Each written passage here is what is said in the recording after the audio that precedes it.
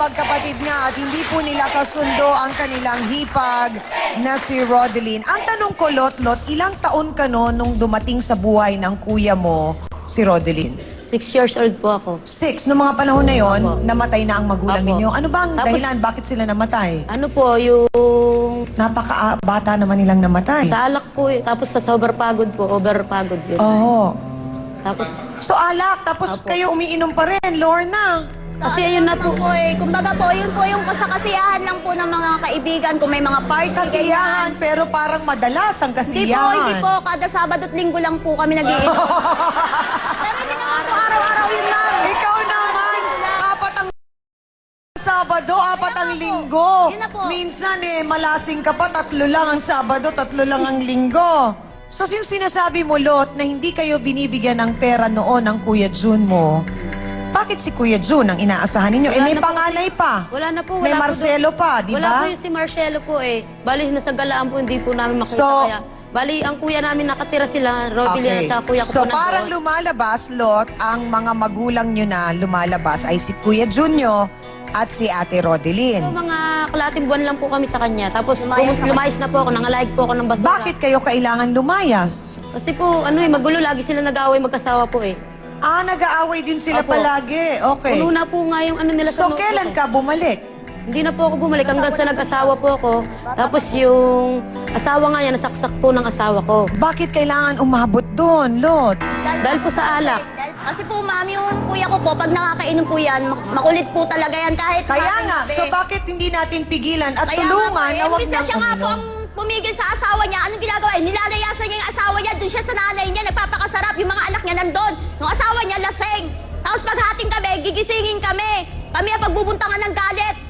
Siya wala, nandun sa nanay niya. Ang sinasabi naman daw kasi ni Lorna, Rodeline, Umiiwas, tapos kami ang ginugulpe. May kami ang iwas ka inaano, saan? yung mga bayaw. Kasi ako lagi naaway ng Umiiwas, asawa dapat ko. ikaw nga, pag lasing. obligasyon mo yan eh. Ayoko na Obligasyon mo. inaaway ho ako. Umiiwas po ako. so parang ang ginagawa naman ni Ate Rodeline, Kinabukasan. para iwas gulo na lang din, umaalis siya. Para hindi sila mag-away. Gusto ko rin malaman din kasi Ate Lot, so nung namatay na ang inyong mga magulang, yung 2 kapatid ninyong matanda, sa inyo, hindi nyo maasahan. So ang sumunod na doon ay si Kuya Jun. Opo. So hanggang ngayon, sa kanya pa rin kayo umaasa? Hindi na po. Mula lang 6 Sabay na years old sabay lang naman. po ako. Hindi na po! 6 years old lang po ako nung nandun. Tapos mga kalating buwan po, umalis na po ako, tumira po ako kay Ate Luz ko sa Kasiglahan po, doon na po ako siya nagpaaral sa akin. Hanggang sa nag-asawa po ako ng 15 years old. Yun. So, pakiramdam nyo, nung mga time na yun, nung bata kayo, nagdadamot si Rodeline sa inyo? Opo. Paano nagdadamot? Baga po, pag hihingi po kami, yung pumunta nga lang yung kapatid ko doon sa ospital, na ospital yung anak kong bunso. Nagalit pa nga po yan eh.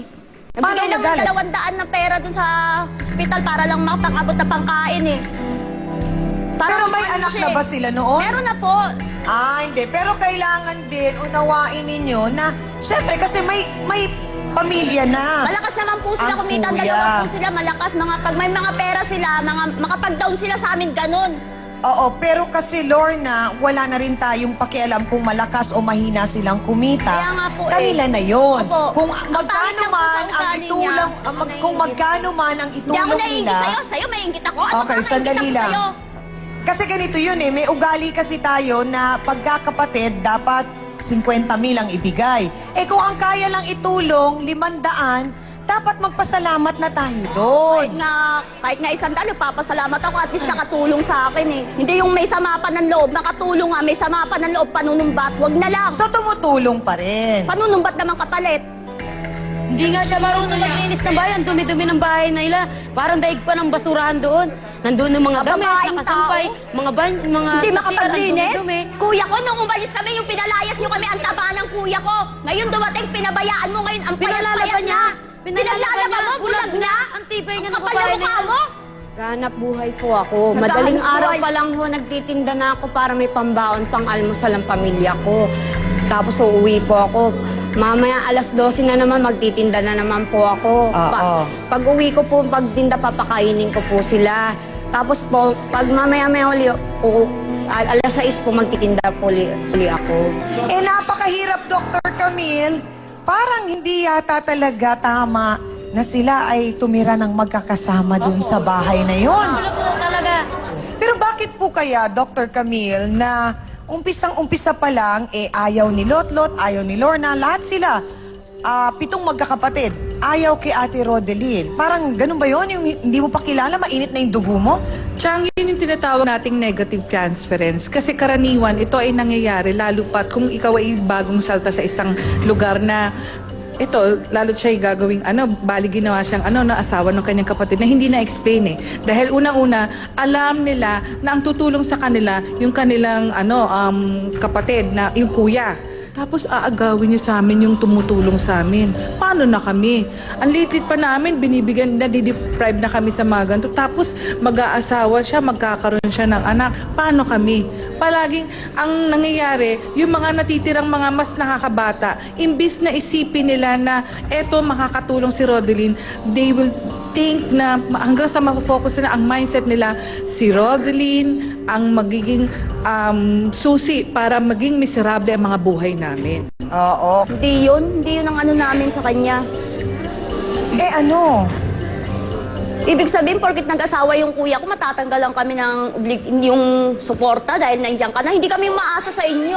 Wala nang nag-aaway sila mag-asawa. Umalis kami doon. Sabi Kasi lumaya ayaw sabi, namin. di umalis kami. Maliit pa lang kami. Ayaw namin mang magulo rin na nag-aaway. Nagbabatuan sila ng mga plato mag-asawa. Nagbabaranggayan sila. Kaya umalis kami doon. Doon ako tumira sa Kasiglahan. Ate ko ang nagpatira sa akin. Hindi ako bumalik. Wala na ako hanggang ngayon. Hindi rin. Sinundo po ako ng kuya ko dun sa Payatas kasi raw may sakit yung asawa niya. Mapapabayaan. Di ba nagdadala ka pa nga doon ng gatas dati? Kasi di ba Anong siya? sakit? Sinong may sakit? Nabinat siya eh. Munti ka na siyang masiraan ng Nagkasakit ulo. po kayo. Differentiated cytopenia. Ano po ba yun? Undifferentiated cytopenia. Undifferentiated schizophrenia ang sinabi sa'yo. Nakalagay po sa medical certificate ko. Kaya nga napabayaan mo yung mga anak mo eh. Nagdanakaw yung Okay, mga anak sandali. mo. Ipapaliwanag sa inyo ni Doktora kung ano yung sakit na yon ni Kaya nga Rodeline. hindi namin pinapatulan eh. Alam nyo, kung kayo ang pumapatol, kayo ang sasabihin kong may depresya. Kasi, pasensya na, kasi alam nyo, ang sakit na undifferentiated schizophrenia, pag nasabihan po kayo ng ganun, ito na po yung ultimate na medyo ang ating pag-iisip ay wala ng kakayahan para maintindihan ang mga problema. Ang mga ginagawa po ay kumisan sa liwana dahil sa sobrang naramdaman na problema before, meron na siyang nakikita, kumisan kahit na wala siyang nakikita, nakakapagsalita siya sa kanyang sarili, na akala nyo nagsasalita siya mag-isa. Umaabot siya sa punto na gawa siya ng gawa pero wala siyang nabubuo doon sa mga ginagawa niya. Kaya kung meron man na biglang parang sisigaw siyang ganon, akala nyo hindi niya maintindihan at hindi niya kagustuhan yon. Tandaan nyo, yung may mga ganong klaseng sakit, hindi niya kagustuhan. Maaring sasabihin nyo, nabinat yan. Bakit nabinat? It's either nung panganganak po niya, siya ay nagkaroon ng postpartum depression. Unfortunately, hindi siguro po yun natulungan at hindi siya nabigyan ng iba yung na gabay para sabihin na gamutin yung depression na yon. Aabot yan sa punto na tataas ng level. Pero ako'y natutuwa, Rodeline, kasi kaya mo yung sakit mo eh. Alam mo, sa ibang mga tao yan, hindi kaya yung na nakakaharap sa amin at makakapagsabi ng tama na ganito yung pagkakaintindi niya. Dahil karaniwan, yung mga ganyan ay pumapasok na sa mga pagamutan na para sa kaisipan. At katunayan nga, Dok, nakakapagtinda pa siya, nakakapaghanap buhay siya, nagagawa niya ng paraan na mabuhay at gampanan yung role ng isang lalaki dahil nga hindi na magawa ni Mang June dahil siya ay bulag, nakakapagtrabaho siya pero wala siyang ibang inaasahan kundi ang sarili lang Paano? niya. Nagbibigay yung kapatid ko sa kanya ng... Nagtitinda rin ng sisiw. Ano sinabi niya? Pambisyo mo na lang niya. Huwag ka na magbigay kasi nagdadrugs ka. Hindi nagdadrugs yung kuya ko. Yung kapatid Kasi ko. sa amin, Kahit pag-drug test mo yan. Ako, batuhin. Binatuho Ganyan ako. talaga ugali niyan. Binatuho ako. Binato, paano kasi nangunguna kayo? Pero, Lorna, hindi mo ba naunawaan yung sinabi? 1 year na po. Ang sinabi ni Doktora Lorna, merong karamdaman si Ate Rodeline. Naku mga kasawsawan, maliban po kina Lorna at Rodeline, may dalawa pa silang kapatid na kailanman ay hindi daw mapapatawad ang kanilang hipag. Narito po sina Marshall at Luz Villarreal. Pasok!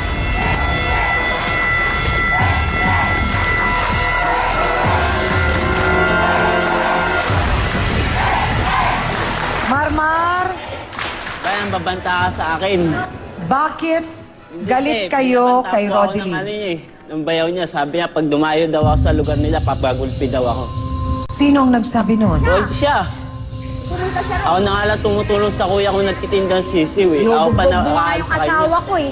Binubugbog mo, bulag na. Hindi Binubugbog, hindi ko Hindi. binubugbog yun. Pumupunta rin yung anak ko. Ha? Ayos ko. Pumupunta yung anak ko. Galing mo na Sa lola, mag-date. sa lola niya. Galing ko. Pumupunta po ron. Binubugbog daw yung papa niya, neto. Nagsusumbong po sa Bakit lola. kailangan saktan ninyo si Mang Jun? Bulag na ho. Inaaway nila yan kahit lasing na. Pag mga lasing, Kasi ikaw Lasing. kasi pabaya kasi ang asawa. Luz, sandali lang! May kakabayan Sandali ka lang, nga eh. Luz! Sandali lang, Luz, Marmar, bago ko kayo tinawag, narinig niyo ba ang sinabi ni Doktora na may karamdaman si Rodeline pala? Pareho silang mag-asawa na may Talagang karamdaman yan eh. Kalandam. pinaliwanag po ni Doktora.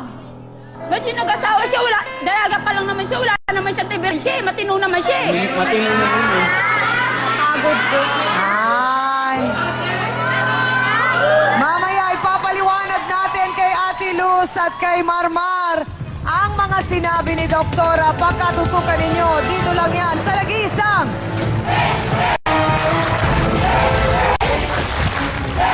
Sa TV5.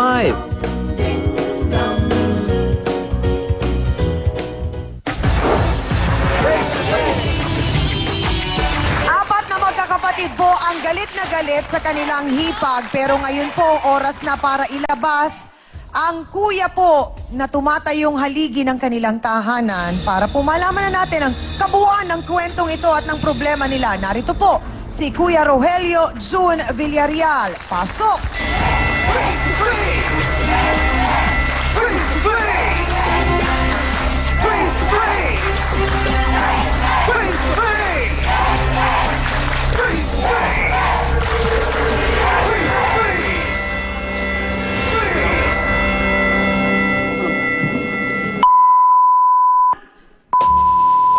Kung di dahil sa inyo, hindi ako masasaktan.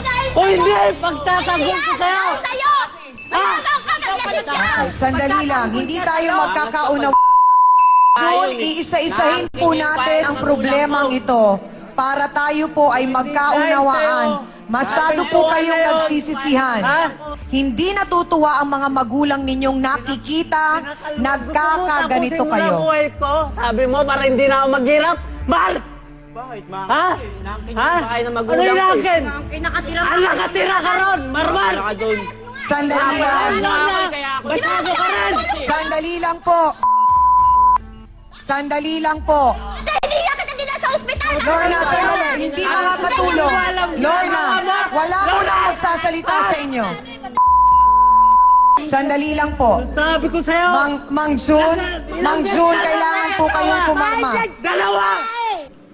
Lorna, respetuhin mo rin naman ang kuya mo. Karma sa'yo yan, kaya kagbulag. Ay, Lorna, Diyos ko. Hindi mo dapat sabihin sa kuya mo yun. Lorna, Tawagin mo si Dave! Andiyan ba si Dave? Oh, nandito! Oh, yan ang gusto mo yung Pati nalilihan si mo Dave. ng mga ano. Pati Ayaw mo yung kaya tubig. kita ganyan. Lorna, Bulag na yung nakikiusap bata, ako sa'yo. maliliit na yung bata, hindi makakuha Nakikiusap ng ako tubig. sa inyo.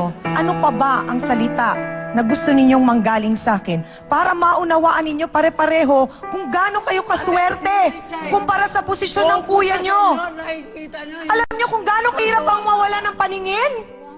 Hindi nyo ba naiintindihan yon? Sandali lang po, Mang Jun. Kasama nyo magtrabaho Mang doon. Jun. Ako, paano yung mga anak ko? Anong hirap? Mang Napupunta Jun. sa ampunan. Sandali lang, hindi niya kagustuhan yun, Luz. Walang may gustong tao na mabulag. Lumihirap kasi kayo ng tapang sa alak. Alam mo ba kung anong pakiramdam ng mabulag? Diyos ko, Panginoon. Sakit. Ganyan lang kayo. Ikaw, Marmar, muntik mo lang umampas sa ulo. Kung hindi ka ilawat. Ha? Alok, Jun, tama na po. buhay mo para hindi ka na maghirap. Mang Jun, Ha? Tama ba yan? hindi ko alam Ako, kung anong sobra- klaseng puso meron kayo. Yung lahat yung bahay ng magulang ko Hindi eh. pwede angkinin yan. Angkin mo nga eh. Ako lang patayin Kayong dalawa nga eh. Bahay ng magulang ko Mang eh. Jun, Ikaw yan, di ba? Mang Jun, Ako, kumalma lang po kayo. Alam nyo, hindi ko alam kung ano pang salita ang gusto ninyo, Luz. Sa puso.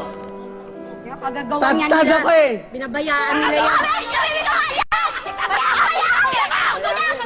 Sandali lang, sandali lang. Lagi ako ng basura. Sinusubsub ko yung basura ko. Ako Siguro lang po ang sa buhay. pagkakataon na ito, kailangan ng mahabang counseling ng ating mga bisita kasama po ang ating trio tagapayo dahil nakakalungkot pong isipin na wala na po silang pinakikinggan. At nais po namin na sana kahit paano ay maliwanagan po ang mga isip nila. Malilibang po kayo ron? Kailan nag-umpisa yung sakit mo? 2006. Okay, ngayon, pagkatapos... So palabas-labas ka ng mental? Huwag na yung... Ay, ka nga laging galit. Huwag nang masyadong... Ayun nga, minsan Ha? hindi na ako naggalit dahil Oo. pag iniisip ko yun, lalo ko namumblame. Pag-aralan yung libangin ang inyong sarili. Ano po bang alam niyo libangan? Wala nga po, wala kaming kuryente, wala kaming radyo. Kahit maliit na radyo, humihingi ako ng radyo sa mga kapatid ko, hindi ako binibigyan. Yung sinasabing sakit, sakit yun ng baliw. Opo, alam po namin. Alam. Kaya nga, ba't kayo hindi nyo maintindihan? Kayo batid nyo? Naintindihan po namin. Una nakakita na yun, tapos walang nakita na. May depression yun, kaya ganyan sigaw ng sigaw. Kami pong lahat dito sa Face to Face ay talagang nalungkot, natakot at naalarma sa pinagdadaan ng problema ng inyong pamilya. Nais po namin talaga kayo na matulungan na maging bukas ang puso ninyo at isipan. Natanggapin na lahat po kayo ay pare-parehong may mga naging pagkakamali at alam naman natin yon, doktora, na siguro kunin na nila ang pagkakataon na ito na makalimutan ang nakaraan at patawarin ang isa't isa. Totoo yan, Chang. Alam mo, kasi unang-una, kung napansin nyo kanina na yung silakbo ng kanilang damdamin ay sobra-sobra. Nagkakaroon sila ng posibilidad na mag-pile up ng anger. At pag ito ay hindi na aalis sa kanilang mga kaloob-looban, chances are ganyan ang silakbo ng kanilang damdamin. At sana, sabi ko nga, paulit-ulit natin kanina na tinutulungan sila kung paano ma-explain yung paghihirap na naranasan ng mag-asawang sa Pulang Panig. Alam niyo po ba, ang isang taong merong depresya or nagkakaroon ng problema sa pag-iisip, hindi po sa utak, sa pag-iisip, napakahalaga po ng tinatawag nating support system. At sino po ang support system? Ang pamilya, ang kapatid. Sana maintindihan nyo kung paano yun at kung paano to makakaapekto. Yung nararanasan ni Rodeline, kung nalalaman nilang wala po pa siyang gamot na makakapagpagaling hanggang ngayon. Kaya nakakalungkot po yung ginagawa niyo. Dahil kasi may mga pagkakataon na kayo rin po ang nagtitrigger ng tinatawag natin na yung possible na breakdown. At kung wala si Rodeline at nagkaroon ng mawala sa tamang ulirat, paano na po si Mang Jun na nagsasuffer din? Meron po tayong tinatawag na depression due to a medical condition. Wala po siyang paningin. Dati siyang nakakakita. Todo-todong pagkakalungkot. Kung noon nakikita niyo lahat ng mga bagay-bagay, tapos ngayon wala. Kung nalalaman nilang po yung nahihirapan na damdamin ni Rodeline dito at ni Mang Jun, parang pwede lang sabihin na sana maranasan niyo din para maintindihan niyo. Dahil si Rodeline po, ngayon ay yung mga taong ganyan, tendency po, pinakamadali sa kanila, bumitaw. Manginginig na yan sa takot. Pero natutuwa ako dahil pinipilit ni Rodeline na paglabanan lahat. Kahit na isang taon na siya na nakapagpa-check up siya pero wala siyang pambili ng gamot. Kaya nagpapasalamat ako, Rodeline, na unang sinabi mo sa akin na pipilitin ko po at hindi ako bibitaw at kakayanin mo na magsasama pa rin kayo medyo sa hirap at ginhawa. Yun lang po, Chang. Marami pong salamat, Dr. Camille. Napakasakit isipin, Attorney Acosta, na ang pinag-ugatan ng problemang ito na lumalim na ng lumalim ay ang bahay na iniwan ng kanilang mga magulang. Siguro po ngayong kaharap natin lahat ng magkakapatid para po mas maunawaan nila kung ano ang dapat at mas makakabuti para sa kanila na gawin dun po sa bahay. Ang aking payo, gaya nga ng sinabi ko kanina, kung pwedeng ibenta, paghati-hatian, ang mapagbebentahan gawin. Kung meron isa namang kakayahan, may kakayahan sa pamilya at nais niyang ipreserba, ang bahay na yan pwede rin. Ngunit kinakailangang suklian niya ang mga anak na merong karapatang magmana. Tungkol naman sa suporta, Tiyang Ami, tandaan natin na ang ating batas, mayroong sinasabi rin sa suporta sa mga anak, sa mga magkakapatid, half-brother man yan or illegitimate ang kanilang status. Kayo na magkakapatid, kinakailangang magsuportahan kayo. Dito nakikita ko ngayon ang obligasyon ninyo na nasa puti ay hindi lamang sa sustenance kundi siguro sa medical attendance na dapat ay maibigay nyo dito sa inyong kuya. So sa punto ng batas namang ito, kinakailangan masunod ninyo ito. Ngunit ang mas mahalaga rito kahit na huwag na nating pag-usapan ng batas. Ngunit ang mahalaga rito bilang kayo ay magkakapatid, iwaksin na ninyo ang puot. Anumang masamang naranasan ninyo nung kayo maliliit, ibaon na yon sa limot. Sa diwang yan, mabigkis kayo ng pag-ibig. Sapagkat gaya nga ng lagi nating sinasabi, hindi natin mapipili kung sino ang pwede nating maging kamag-anak. Wala sa kapangyarihan natin kung sino ang magiging kapatid natin sa mundong ito. Tanging ang Panginoon lamang ang siyang may kakayahan yan. At huwag natin, sabi nga, susuplain, huwag natin kokontrahin ang idinisenyo ng Panginoon na buhay na ibibigay niya sa atin dito. Kundi kinakailangang igalang natin yan. Kinakailangang irespeto natin yan sa pamamagitang yung layunin ng Panginoon na mabuklod tayo sa pag-ibig. Yon ang dapat na magawa ng bawat isa sa atin. Marami pong salamat, Attorney Acosta.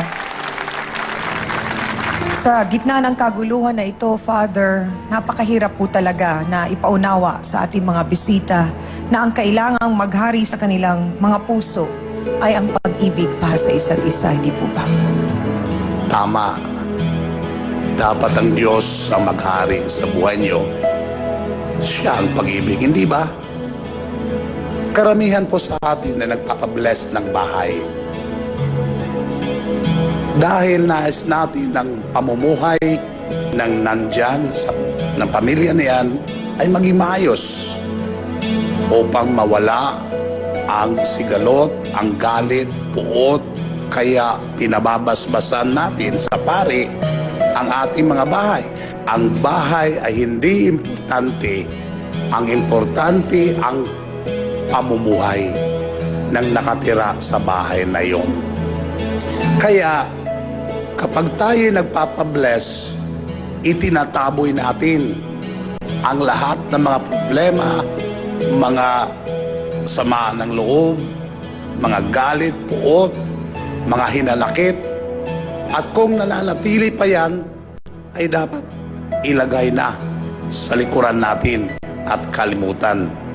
Sana pag-ibig nga, tunay na pagpapatawad ang maglapit dito sa inyo. Salamat po. Marami pong salamat sa ating trio tagapayo. Alam namin, Lorna, Lotlot, Marmar, at Luz, na naging masakit para sa inyo ang nakaraan. May mga bagay na nagawa, nasabi, At alam namin kung gaano rin kayo nasaktan. Pero ang susi lamang sa lahat ng iyon ay kung matututunan ninyong lahat na patawarin ang isa't isa.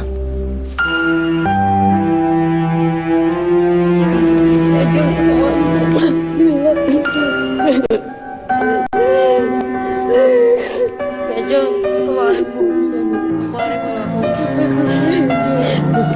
Sana po Mar, tandaan mo, mahal ka ng kuya mo. yung sarili mo.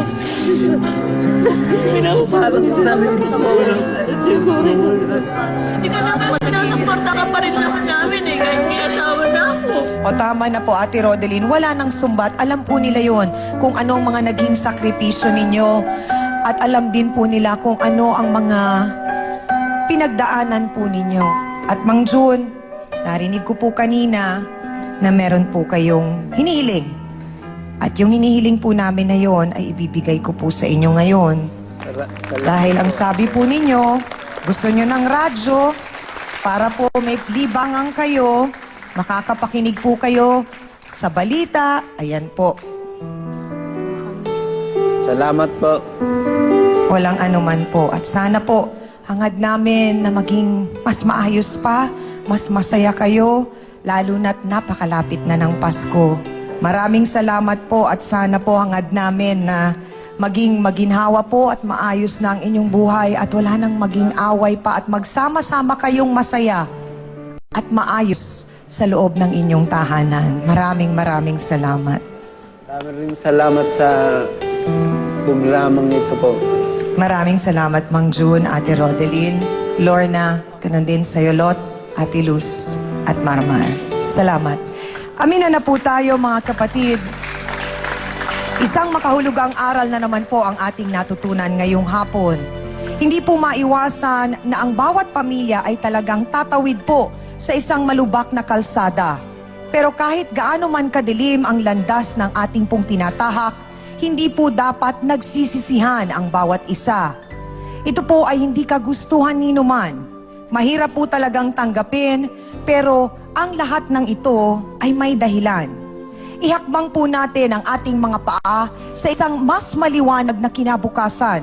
Simulan po ito sa pagpapatawad at paglimot po sa bangungot ng kahapon. Huwag po nating intayin na dumating ang araw na tayo ay hindi na makakalakad, makakarinig at makakakita dahil hindi po tayo marunong magpahalaga sa ating mga sarili. At para po sa ating face-to-face, heart-to-heart thought for the day, magliliwanag at gagaang ang isang madilim, mabigat at desperadong sitwasyon kung ang pananaw mo sa buhay ay laging may pag-asa at naniniwala na ang Diyos ang lagi mong kasama. Salamat po sa inyong lahat, mga kapatid.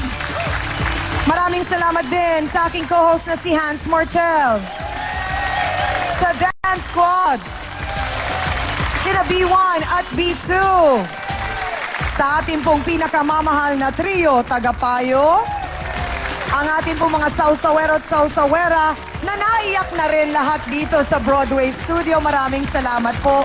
At sa mga bisita po nating nagpaunlak ngayong hapon, maraming salamat po at hangad namin na sa darating na Kapaskuhan ay kumpleto at masaya ang bawat pamilyang Pilipino.